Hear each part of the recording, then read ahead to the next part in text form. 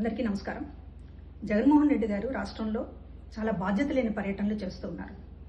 చంద్రబాబు గారు, లోకేష్ గారు, పవన్ కళ్యాణ్ గారు ఈ రకంగానే యాత్రలు చేయలేక కాదు, అడుగడుగున ఆగుతూ జనాల్ని సమీకరించుకొని వేల మంది బలం ఉంది మాకు అనేటటువంటి చెప్పుకునేటటువంటి ప్రయత్నం ప్రతి ఒక్కళ్ళు చేస్తే రాష్ట్రం ఏమైపోతుందో మనం ఊహించవచ్చు.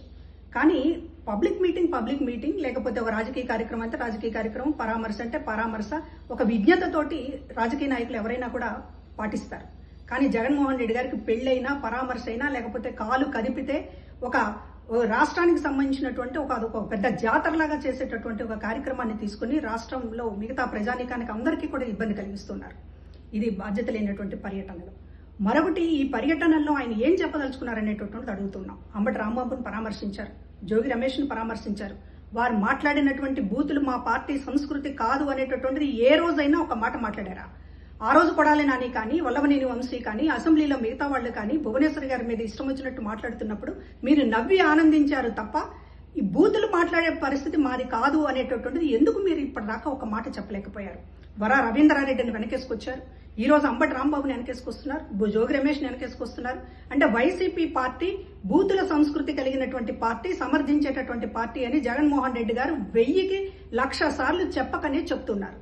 ఇది ప్రజలు గమనించుకోవాల్సినటువంటి విషయం. మరొకటి, ఈయన జనం ముందు చేతులెత్తి దండం పెట్టే ముందు ఒకటి ఆయన చెప్పాల్సినటువంటి అవసరం ఉంది.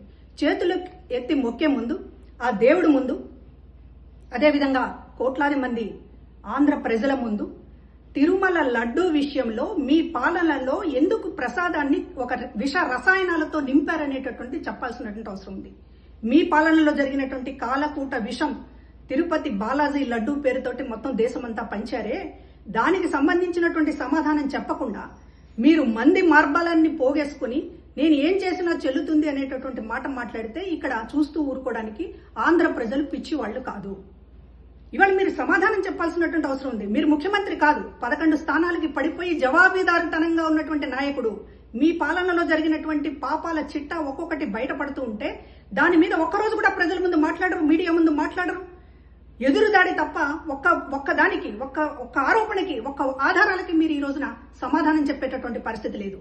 ఇది ఏంటి? మీరు బుల్డోజ్ చేసుకుంటూ పోతారా? ప్రజల అభిప్రాయాలను బుల్డోజ్ చేసుకుంటూ పోతారా?